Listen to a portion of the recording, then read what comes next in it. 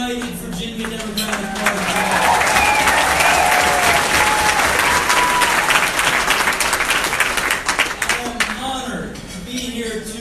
Not just fully endorse, but introduce the next governor of Virginia, Dr. Ralph Northam.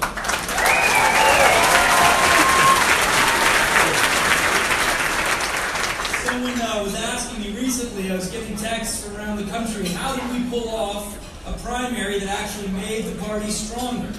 And I said, it starts with a chairwoman like Susan Swecker. Please give her a huge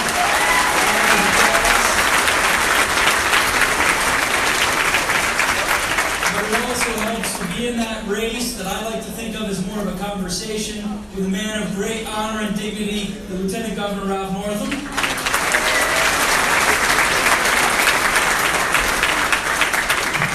I also just quickly want to thank Governor McCullough for his tremendous service over the last few years.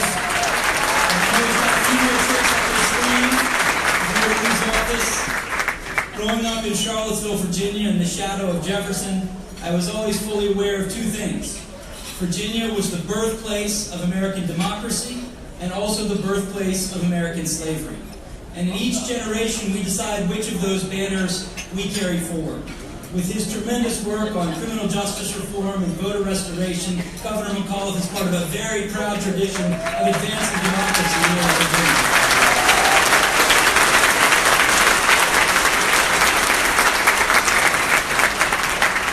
There's so much to be excited about with our ticket, with our House of Delegates. Who's ready to put the House of Delegates in play in 2017?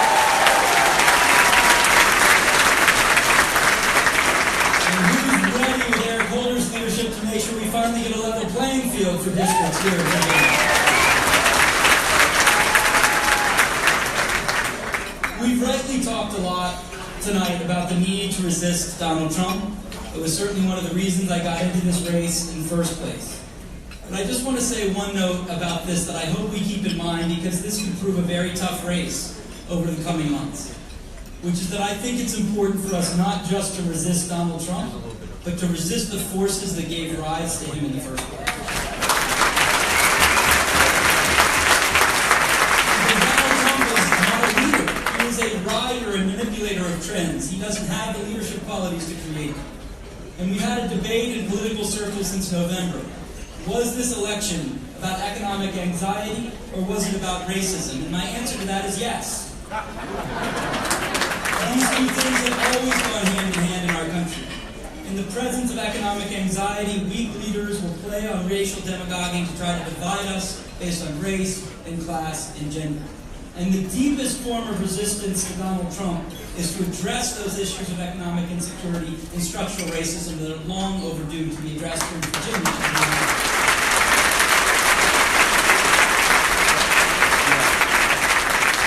Having spent the last few months conducting over 400 public events around Virginia, I can tell you that I leave a lot more hopeful than I was a few months ago. I think we're having a lot of conversations in Blue Virginia and Red Virginia where people are a little bit closer together than we think. We have a lot of people struggling. Despite a great economy and great leadership, we've had a radically gerrymandered legislature stand in the way of the kind of legislation that could give people a pathway into the middle class. We have a minimum wage below West Virginia's, where people working full-time make only $14,000 a year here in Virginia.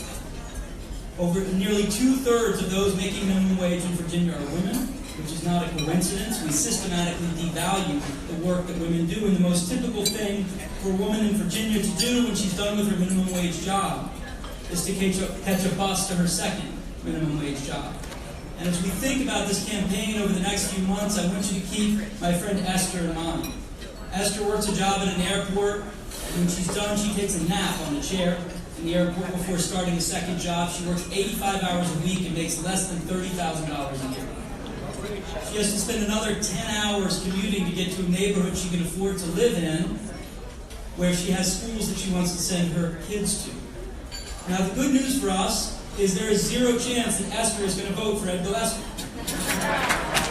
The challenge is whether she's going to vote. We have a lot of people who still do not show up in state elections.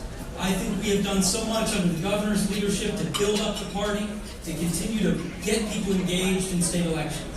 But I believe the most fundamental lesson from the last few years is that when we stand up for people, they will stand up for us at the ballot box.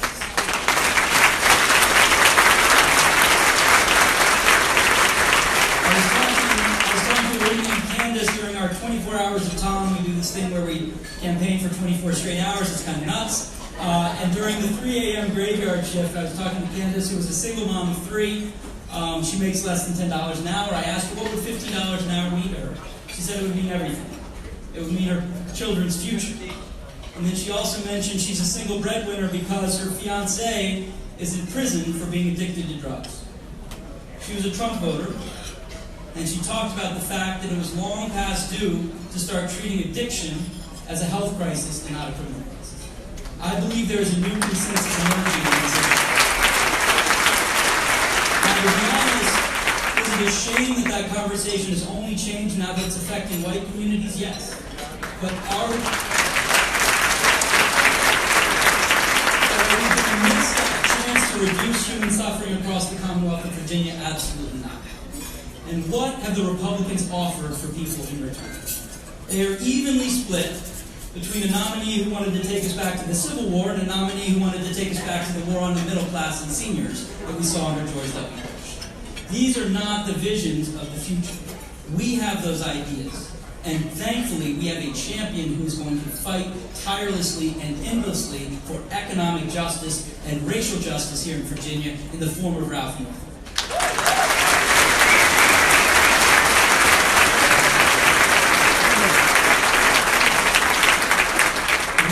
So many challenges that I know he's going to be ready to tackle. In Virginia, the median net worth of an African-American family remains 1/11 that of a median white family. We continue to see a school-to-prison pipeline despite great efforts from the governor where reforms are blocked at a legislature.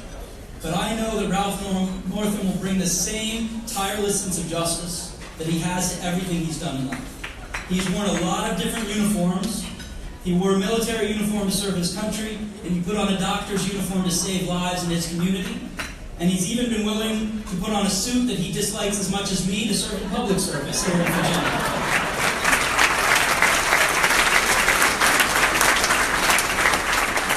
We all know his story. We know him well from his years of service in both the Senate and as lieutenant governor. But what I can tell you is that I have just been tremendously impressed with his sense of caring, his sense of fairness, his sense of intellect, his willingness to engage in a positive and substantive campaign. And I can tell you for one that I will stop at nothing to make sure that he, Mark Herring, and Justin Fairfax get elected.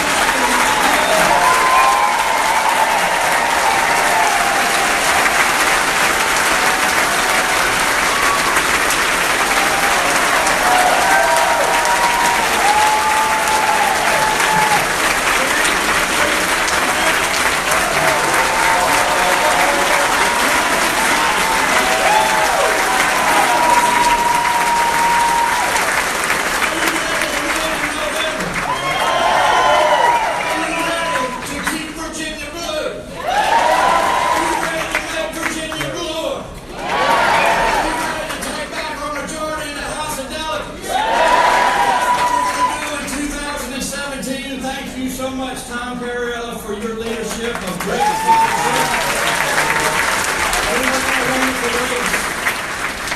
He highlighted so many progressive democratic values that are important to all of us, and I want to tell you all tonight that the Democratic Party of Virginia is stronger tonight because of Tom Perriello.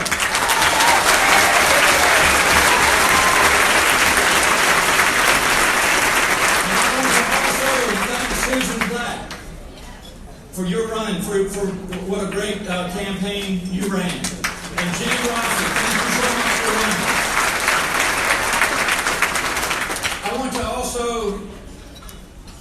recognize someone that's been with me. I'm not supposed to say this. But 30 plus years. And that's my wife. And the next First Lady of Virginia, Pam Miller.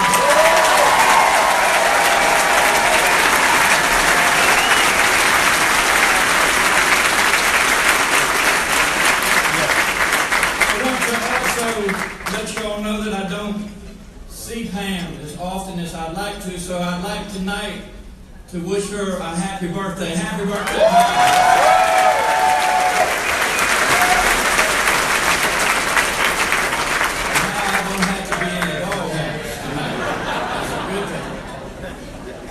We learned, didn't we, in 2016, that these elections had tremendous, tremendous consequences, and there could not be a more stark contrast between the Republican Party and the Democratic Party of Virginia. The Republican Party is being led by a man in Washington, D.C. right now who I believe is dangerous for this country. He's leading us in the wrong direction. He's promoting hatred and bigotry and discrimination and fear. And I will tell you something, some people have even referred to him as a narcissist.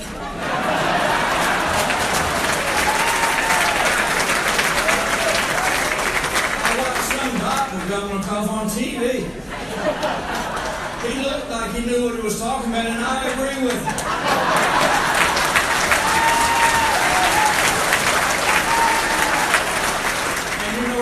In November is cut from the same cloth. He supports a tax plan that's a disaster for the Commonwealth of Virginia. It would provide tax cuts for the rich on the backs of the working poor. We can't have that in Virginia. He supports a health care plan of our president's that would put at risk 23 million Americans, especially those with pre-existing conditions, put them at risk of losing coverage. We cannot do that in the richest country in this world. He supports stepping away from the Paris Agreement. We have made so much progress as Americans and Virginians with our environment, promoting renewable energy. We have so much more work to do, but we can't go backwards. He supports the continued attacks on women's reproductive health care, the attacks on immigration, and the attacks on the LGBTQ community. We can't go back. In contrast, let's talk about what our party stands for. Under the great leadership of the 72nd Governor of the Commonwealth of Virginia, Terry McAuliffe and Northam, we believe in joy. We believe in promoting this Commonwealth of Virginia. We believe in economic opportunity for all Virginians, no matter who you are, no matter where you are. That's why we have brought in over 190,000 jobs to the Commonwealth of Virginia, and our unemployment rate has gone from 5.4 to 2.8%. It's the lowest it's been in 9 years. I don't know about you, Governor McAuliffe, but I'm proud to be a Democrat, and when we elect Democrats,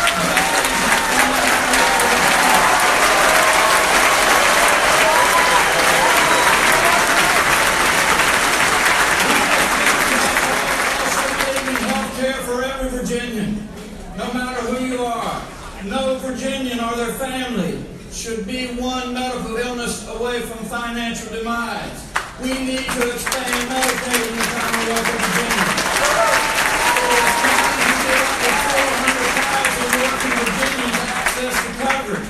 It's also time to bring back over $5 million a day that we're sending to Washington every day that we want back in Virginia. And I will tell you, I want to remind you, as a business person, any business person that wants to say it's a good idea to give their opponents or competitors over $5 million a day, I'm going to stand here tonight and tell you as a neurologist, they ought to have their heads examined.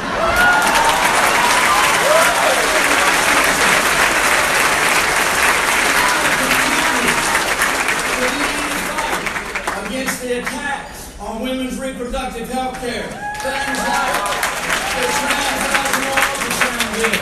the trap laws, the 20-week abortion bill, the fetal pain. I could go on and on. These people tell me that these pieces of legislation are to protect women. Really? These pieces of legislation are to shame a woman in a decision that should be made between herself, her partner, and her provider. And I'm going to remind you one more time tonight, there is no excuse that a group of legislators, most of whom are men, by the way, should be telling women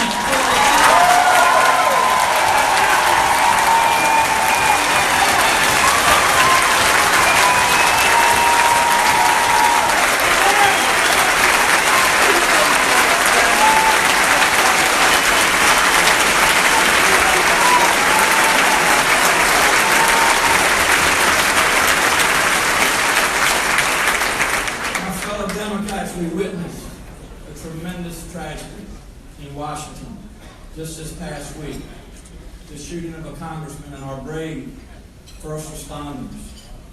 And I could tell you as a doctor, I have seen too many tragedies, to include holding 2- and 3-year-old toddlers in my arms who had picked up firearms, loaded firearms on the bedside table, and either shot themselves or their siblings. And you know what? My heart goes out to these folks just like everybody else. And my thoughts and prayers are with these folks that are the results of these tragedies. But you know what? We have to address these tragedies with action. That means that we as Virginians need to stand up and promote responsible gun ownership.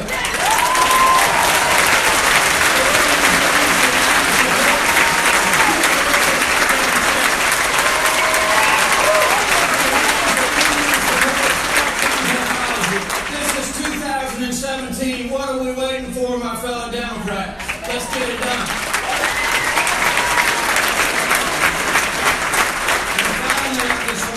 I am so proud of our administration for the approach that we have taken with inclusivity in the Commonwealth of Virginia. It shouldn't matter one's sexual orientation. It shouldn't matter the color of their skin. It shouldn't matter the religion they practice or the country that they come from.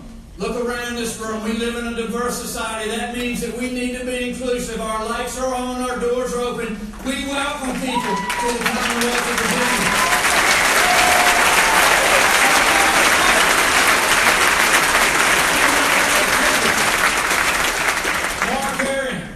My former seatmate, we know each other well. His wonderful family is with us tonight.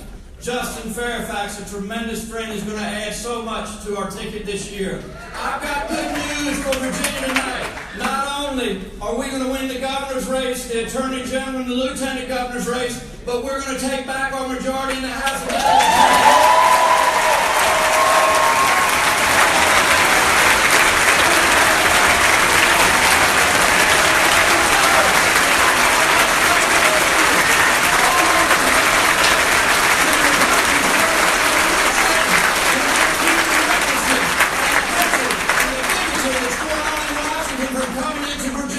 And we're going to take Virginia to the next level. Thank you all so much.